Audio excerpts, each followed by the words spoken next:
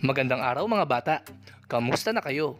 Ngayong araw na ito ay ating tatalakayin ang tungkol sa pag-usbong ng nasyonalismong Pilipino. Handa na ba kayong matuto? Magaling kung ganun. Ang module na ito ay ginawa at isinulat para sa iyong kapakinabangan. Ito ay naglalaman ng iba't ibang gawain upang malaman mo ang iba't ibang dahilan at mga salik na nagpausbong sa damdaming nasyonalismo ng mga sinaunang Pilipino. Sa katapusan ng module na ito, ikaw ay inaasahang makapagpapaliwanag ng konsepto ng nasyonalismo.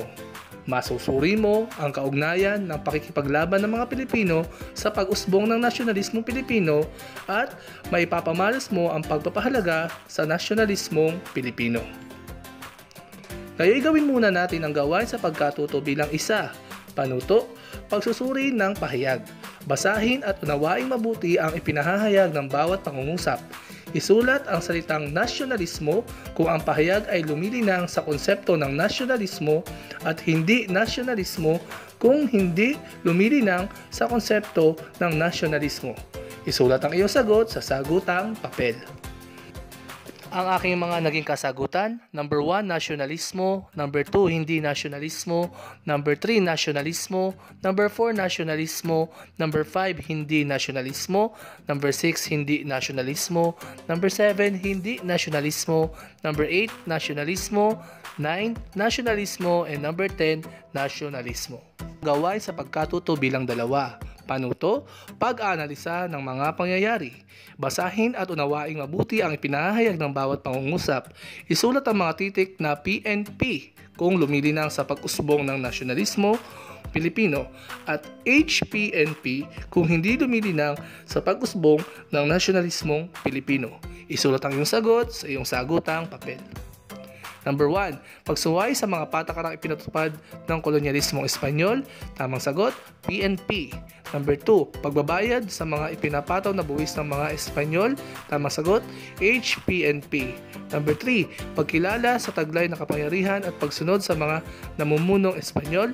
Tamang sagot, HPNP. Number 4, hindi paglimot sa kinagisnang pagkakakinanlang pangkultura at panlipunan. Tamang sagot, PNP. Number 5, paglulunsad ng iba't ibang pag-aalsa upang makawala sa kapangyarihan ng mga mananakop. Tamang sagot, PNP. Ang mga Espanyol ay naging masigasig sa pagpapalaganap ng kolonyalismo sa Pilipinas. Ginamit nila ang Kristyanismo at iba't ibang mga patakaran tulad ng reduksyon, polo y serbisyo, tributo at ang sistema ng enkomienda upang mapasunod ang mga sinaunang Pilipino at mapasailalim sa kapangyarihan nito. Dahil sa kahirapang nararanasan sa mga patakarang ipinatupad ng kolonyalismong Espanyol, ay maraming mga Pilipino ang nagnais makawala sa kapangyarihan ng Espanya. Nagbigay daan ang kolonyalismong Espanyol upang matuklasan ng mga Pilipino ang kaya nilang gawin. Hinamon nito ang kanilang katatagan at nagbigay daan upang mapaunlad ang pagkakakilanlang Pilipino. Iyong balikan ang mga isinagawang sinaunang pakikipaglaban at ang mga dahilan ng pakikipaglaban ng mga Pilipino sa kolonyalismong Espanyol na nagpakita ng kanilang pagmamahal sa bayan at simula ng pag-usbong ng nasyonalismong Pilipino. Bilang paghahanda sa pag-aaral ng module na ito, tunghayan at suriing mabuti ang nilalaman ng bawat teksto at subuking sagutan ang mga pamprosesong tanong sa iyong sagutang papel. Pakikipaglaban ng mga sinaunang Pilipino. Dahilan ng kanilang pakikipaglaban: pagtutol sa monopolyo ng tabako, pagtutol sa sapilitang pagbibinyag at Kristyanismo, pagtutol sa labis na pagbubuwis, polo e serbisyo, at paghihigpit sa produksyon ng produkto. Number 4, pagbawi ng kalayaang mamuno at karangalan. At number 5, okupasyon ng British sa Maynila. Mga pakikipaglabang naganap: letter A, pag-aalsang politikal. Number 1, pag-aalsa nila Kandula at mga dato ng Tondo. Letter B, pag-aalsang panrelihiyon. Sa ilalim nito, pag-aalsa ng Igorot, pag-aalsa ni Tamblot at pag-aalsa ng mga Itnig.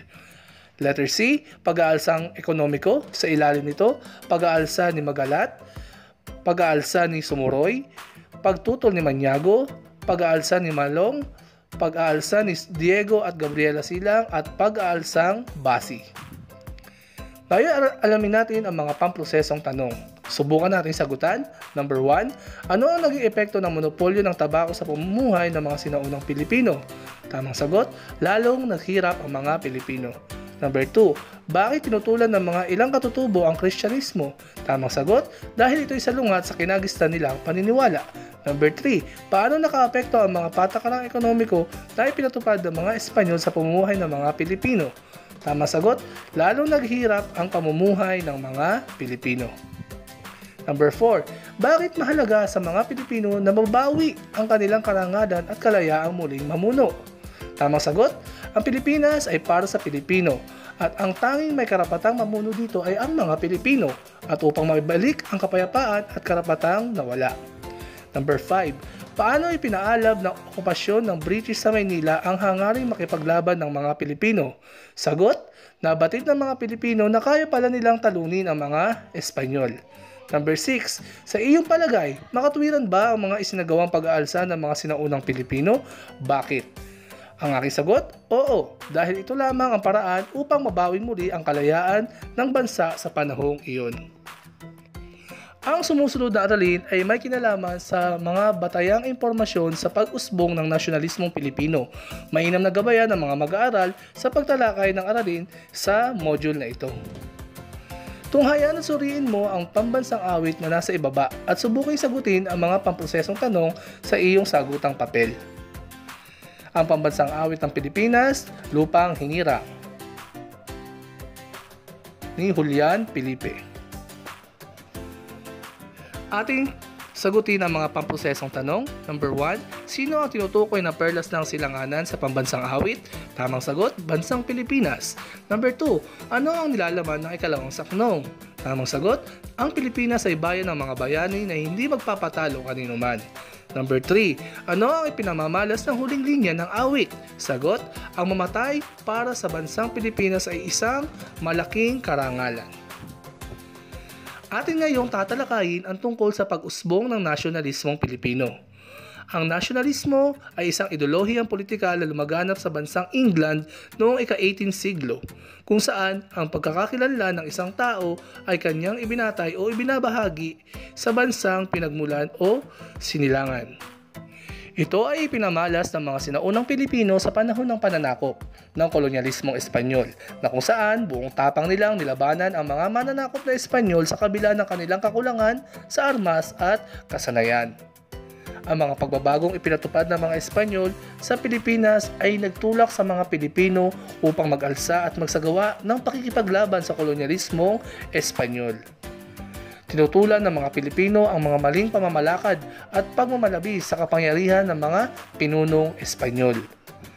Ang mga mapang-aping o mapang-abusong patakaran at mga kaganapan sa loob ng bansa ay nagpaigting sa kamalayan ng mga Pilipino na kumawala sa kapangyarihan ng Espanya at magsagawa ng mga pag-aalsa at pakikipaglaban. Ang ipinamalas na kagitingan sa pakikipaglaban ng mga Pilipino ay nagpamalas ng matinding pagmamahal sa bayan. Ang pagnanais na muling maibalik ang nawalang kalayaan laban sa mga mananakop na Espanyol at muling mamuhay ng payapa at may dangal, maging kapalit man ito ay ang kanilang sariling mga buhay, ay sadyang hindi matatawaran. Ngayon sagutin natin ang mga pamprosesong tanong. Ano ang nasyonalismo? Sagot, ang pagkakakilanlan ay binabatay sa bansang sinilangan. Ito rin ay pagpapamalas ng matindi at malalim na pagmamahal sa bansa. Number 2, ano ang naging bunga ng mga pang-aabuso ng mga Espanyol sa mga sinaunang Pilipino? Sagot, ito ay nagtulak sa mga Pilipino na lumaban at hangaring muling maging malaya. Number 3, ano ang ipinamamalas ng mga sinaunang Pilipino nang kanilang kalabanin ang mga mananakop na Espanyol? Sagot, pagmamahal sa bayan, sa kalayaan ng bansa. Ngayon gawin natin ang gawain sa pagkatuto bilang 3. Panuto, pagsusuri sa mga pahayag. Tukuyin kung alin sa mga sumusunod na pahayag ang bubuo sa paksang na pag-aralan. Itala ang mga pangyayari na nagbigay daan sa pag-usbong ng nasyonalismong Pilipino sa panahon ng kolonyalismong Espanyol. Isulat ang iyong sagot sa sagutang papel. Ang mga dahilan ng pag-usbong ng nasyonalismong Pilipino: una, pagbabagong ipinatupad ng mga Espanyol, maling pamamalakad ng mga pinunong Espanyol, pagnanais ng mga Pilipino na muling maibalik ang kalayaan ng bansa, mapang-abusong patakaran na pinairal sa mga Pilipino, pagmamalabis sa kapangyarihan ng mga Espanyol, at pagbibigay ng labis na gawaing pampamahalaan sa mga Pilipino. Ngayon, gawin natin ang gawain sa pagkatuto bilang 3. Pag-aanalisa ng mga pangyayari. Ipaliwanag mo kung paano na ipamahalas ng mga sinaunang bayaning Pilipino ang kanilang pagmamahal sa bayan. Isulat ang iyong sagot sa sagutang papel. Number 1. Diego at Gabriela Silang, 1762 hanggang 1763.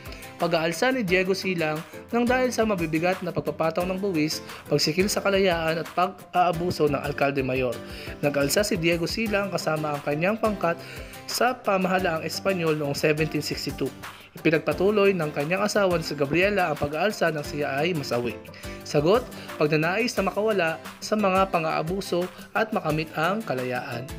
Number 2. Francisco Maniago. Pinangunahan ni Francisco Maniago mula Mexico, Pampanga ang pag-aalsa sa Lingayen at Pampanga. Sumiklab ang pag-aalsa ito dahil sa mga pagpapahirap ng mga Espanyol sa mga Pilipino, tulad ng pagpapatupad ng polo y servisyo, bandala at sapilitang paggawa. Sagot: pagnanais na makawala sa mga pagpapahirap na nararanasan tulad ng polo y servisyo at ganap na maging malaya. Number 3. Juan Sumuroy noong 1649 hanggang 1650. Taong 1649 nang ipag-utos ng mga Espanyol na magpadala ng mga pulista na taga-Samar sa Cavite upang gumawa ng mga barko. Ngunit ito ay tinutulan ng mga taga-Samar sa pamumuno ni Juan Ponce Sumuroy. Lumaban sila sa mga Espanyol, sinunog nila ang mga simbahan at namundok bilang mga rebelde. Sagot: pagtutol sa kautusan ng mga Espanyol na gumawa ng barko at magsimula ng pagre-rebelde upang maging malaya. Ngayon, gawin natin ang gawain sa pagkatuto bilang 4. Panuto: pagbibigay ng saloobin sa iyong palagay sa paanong paraan maaaring ipamalas ng mga sumusunod na Pilipino ang kanilang pagmamahal sa bayan. Isulat ang iyong sagot sa sagutang papel. Ang mga OFW, mapapakita nila ang kanilang pagmamahal sa bayan sa pamamagitan ng hindi paglimot sa bayang sinilangan at patuloy na pagtulong sa kapwa Pilipino.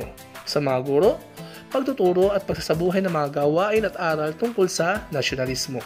Sa mga sundalo at pulis, pagtatanggol sa kalayaan at kapayapaan ng bansa. Sa mga politiko, pagganap sa tungkulin ng buong katapatan, at sa mga health worker, pagbibigay ng tulong medikal sa sinumang nangangailangan. Ngayon, gawin natin ang gawain sa pagkatuto bilang 5. Panuto: puna ng angkop na salita ang mga patlang na lilinang sa paksang nakalahad.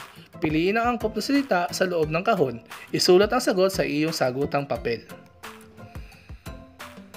Ang nasyonalismo ay isang ideolohiyang politikal na lumaganap sa bansang England noong ika-18 siglo, na kung saan ang pagkakakilanlan ng isang tao ay kaniyang ibinabatay o ibinabahagi sa bansang pinagmulan o sinilangan.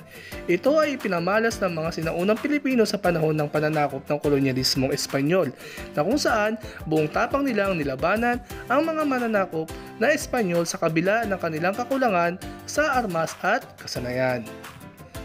Letter B. Na ipamalas ng mga sinaunang Pilipino ang pagmamahal sa bayan sa pamamagitan ng pagsasagawa ng mga pakikipaglaban sa mga Espanyol upang makawala sa malupit na pamamahala ng mga ito.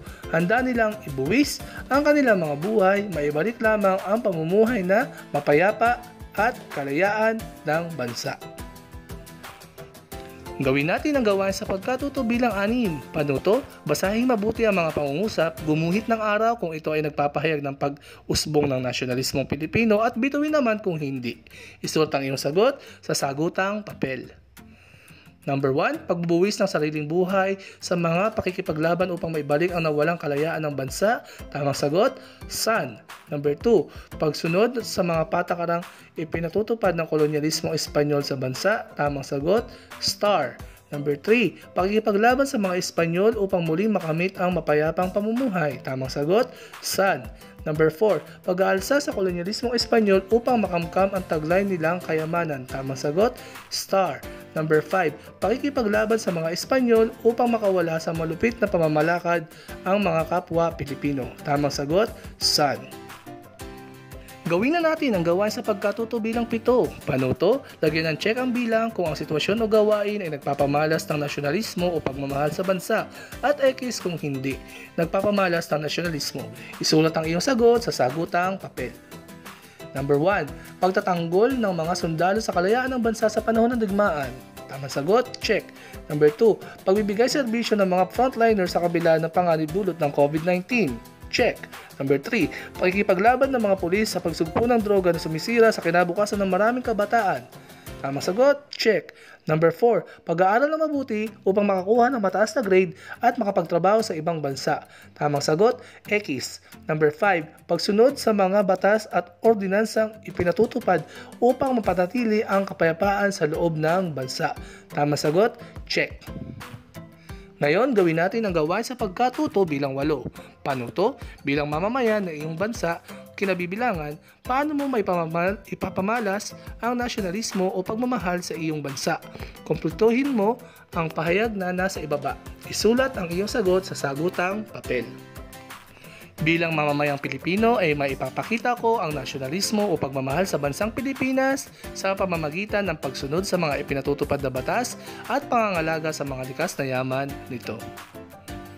Gawin na natin ang gawain sa pagkatuto bilang 9. Paano to? Suriing mabuti ang mga pangungusap, isulat ang titik ng tamang sagot sa iyong sagutang papel. Number 1. Alin sa mga sumusunod na pangungusap ang nagpapaliwanag sa konsepto ng nasyonalismo? Tamang sagot, letter A. Ang pagkakakilanlan ng isang tao ay binabatay o binabahagi sa bansang pinagmulan o sinilangan. Number 2. Paano ipinamamalas ng mga sinaunang Pilipino ang nasyonalismo o pagmamahal sa bansa? Tamang sagot, letter A. Pagsasagawa ng mga pag-aalsa o pakikipaglaban sa mga Espanyol. Number 3, ang mga sumusunod ay naghuhudyat sa mga Pilipino na magsagawa ng mga pakikipaglaban sa mga Espanyol, maliban sa isa. Alin ito? Tamang sagot, letter D, makilala bilang mamamayan ng Pilipinas at bigyan ng posisyon sa pamahalaan. Number 4, alin sa mga sumusunod na pahayag ang hindi nagpapamalas ng kaisipang nasyonalismo? Tamang sagot, letter D, pagtangkilik ng mga produktong imported. Number 5, kung ikaw ay nabuhay na sa panahon ng kolonyalismong Espanyol, sasali ka ba sa mga pag-aalsang naganap upang may pamalas ang iyong nasyonalismo o pagmamahal sa bayan? Tamang sagot, letter A, oo, dahil marami ang makakalaya kung magtatagumpay ang pakikipaglaban. Number 6, sino ang may katungkulang magpamalas ng nasyonalismo o pagmamahal sa bansa? Tamang sagot, letter D, lahat ng nabanggit. Number 7, ipinamalas ng mga sinaunang Pilipino ang nasyonalismo sa pamamagitan ng pakikipaglaban sa kolonyalismong Espanyol. Maliban sa pakikipaglaban sa anong paraan pa maaaring may pamalas ang nasyonalismo? Tamang sagot, letter C, pagsunod sa mga ipinatutupad na batas.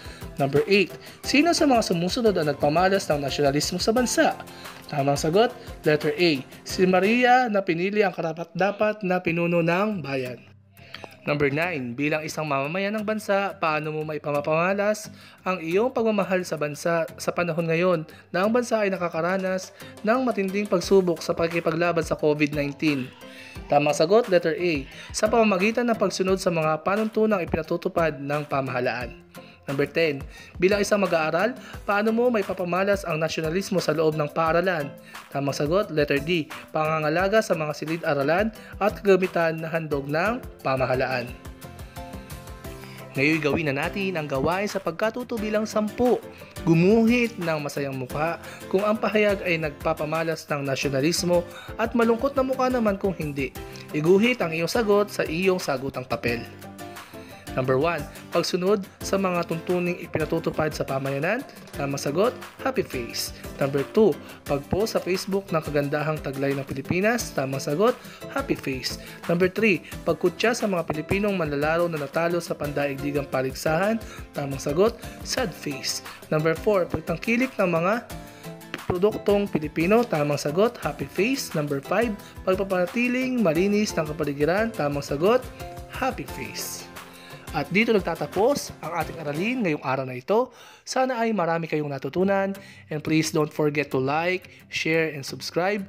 And pakihit na rin ang ating notification bell para sa iba pa nating mga updates at uploads na lessons sa Araling Panlipunan for Grade 5. Muli, this is your teacher, Teacher Alvin, nagsasabing thank you and goodbye.